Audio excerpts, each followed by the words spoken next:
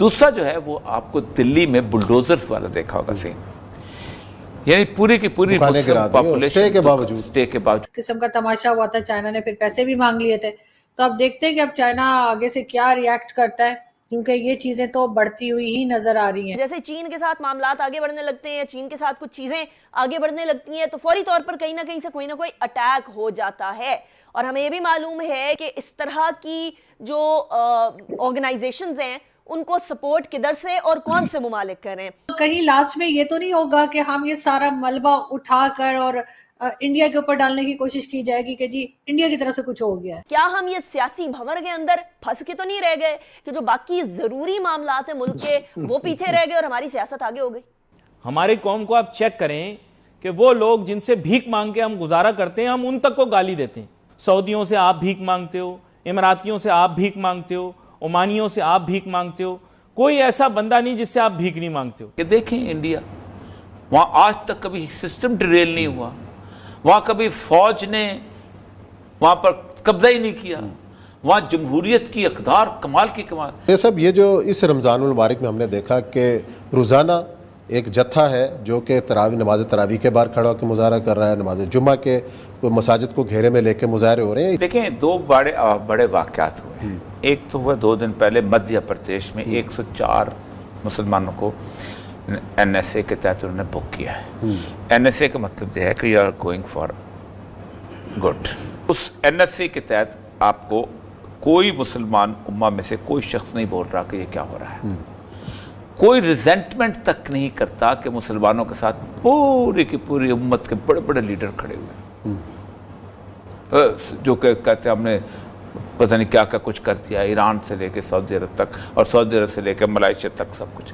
दूसरा जो है वो आपको दिल्ली में बुलडोजर्स वाला देखा होगा सीन, यानी पूरी की पूरी स्टे के बावजूद कोई भी ऐसी आवाज जो मुसलमानों के हक में कभी बोला करती थी अब बोलना बंद हो चुकी है। देखें इंडिया, वहां आज तक कभी सिस्टम डिरेल नहीं हुआ, वहां कभी फौज ने वहां पर कब्जा ही नहीं किया। चीन के साथ मामलात आगे बढ़ने लगते हैं, चीन के साथ कुछ चीजें आगे बढ़ने लगती हैं, तो फौरी तौर पर कहीं ना कहीं से कोई ना कोई अटैक हो जाता है। और हमें ये भी मालूम है कि इस तरह की जो ऑर्गेनाइजेशंस हैं उनको सपोर्ट किधर से और कौन से मुमालिक करें। ब्रिगेड साहब, क्या अब भी हम लैग कर रहे हैं अपनी अलर्टनेस में? क्या हम ये सियासी भंवर के अंदर फंस के तो नहीं रह गए कि जो बाकी जरूरी मामलात हैं मुल्क के वो पीछे रह गए और हमारी सियासत आगे हो गई?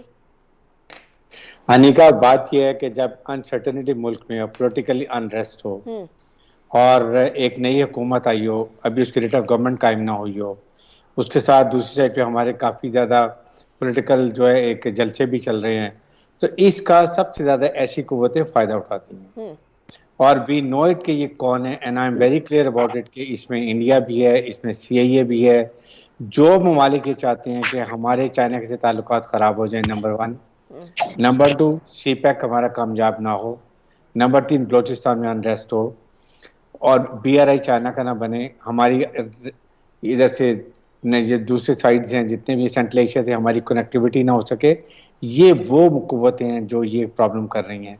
और इसके लिए मुझे समझ नहीं आती कि हम, एक तो हमारा नेशनल एक्शन प्लान है, नंबर 2 नेक्टा है, जब तक हम तमाम इंटेलिजेंसीज की इंफॉर्मेशन को कलेक्ट नहीं करते हैं, कोलेट नहीं करते हैं, डिसमिनेट नहीं करते हैं टू रेलेवेंट क्वार्टर्स, जो इन्फॉर्मेशन आती है उनको हम नई तरीके से चेक कर सकते हैं, तो ये इंसिडेंट होते रहे। चाइना हमारा दोस्त है, चाइना हमारा भाई है, हम इन लोगों को कटहरे में लाएंगे। तो कटहरे में तो पहले भी नहीं लेकर आए सर, वो जो दासू डैम वाले थे उनको भी नहीं पकड़ा जा सका, उस वक्त भी इसी किस्म का तमाशा हुआ था, चाइना ने फिर पैसे भी मांग लिए थे। तो अब देखते हैं कि अब चाइना आगे से क्या रिएक्ट करता है, क्योंकि ये चीजें तो बढ़ती हुई ही नजर आ रही हैं। चीमा साहब, अब कहीं लास्ट में ये तो नहीं होगा कि हम ये सारा मलबा उठाकर और इंडिया के ऊपर डालने की कोशिश की जाएगी कि जी इंडिया की तरफ से कुछ हो गया है?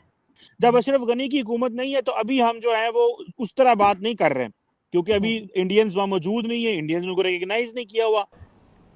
हमारी कौम को आप चेक करें कि वो लोग जिनसे भीख मांग के हम गुजारा करते हैं, हम उन तक को गाली देते हैं। यानी एक होता है फकीर, उसे कहते हैं आला ज़र्फ।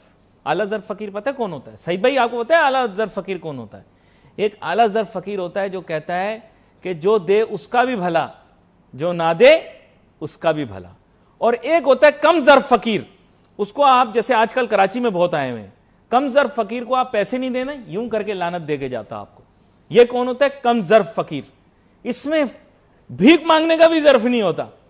आपने जिन लोगों की भीख खाई, अल्लाह माफ करे, मैं फिर बोल रहा हूं, रमजान का महीना मुझे बुजुर्ग ने दुआ दी थी, टीवी पे आओगे सच ही निकलेगा मुंह से, उस चक्कर में मैं फंसा हुआ अभी तक, यकीन करो आगे नहीं बढ़ पा रहा, बहुत ज्यादा सच मुझे फंसा रहा है। आप क्या किया? आपने कतरियों से आप भीख मांगते हो, कुवैतियों से आप भीख मांगते हो, पूरे मुल्क की बात कर रहा हूं, किसी एक हुक्मरान की बात नहीं कर रहा। सऊदियों से आप भीख मांगते हो, इमरातियों से आप भीख मांगते हो, ओमानियों से आप भीख मांगते हो, कोई ऐसा बंदा नहीं जिससे आप भीख नहीं मांगते हो। भीख मांगने के बाद आप आला ज़र्फ फकीर नहीं हो कि जो दे उसका भी भला जो ना दे ना।